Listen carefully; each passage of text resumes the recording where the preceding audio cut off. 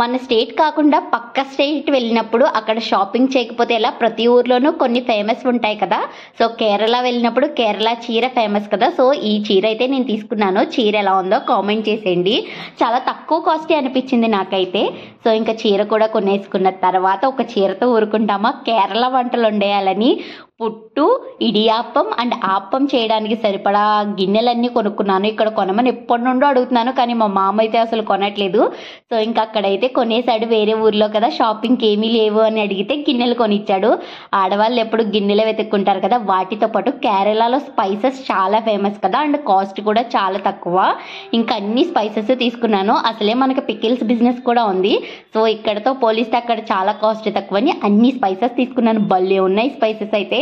ఇంకా మట్టి దాకా కూడా తీసుకున్నాను. నాకు అక్కడ మట్టి దాకాలు భలే అనిపించాయి, అండ్ కాస్ట్ కూడా చాలా తక్కువ. మా మామ అయితే పిచ్చె తిట్లు తిట్టాడు ఇది కొన్నానని.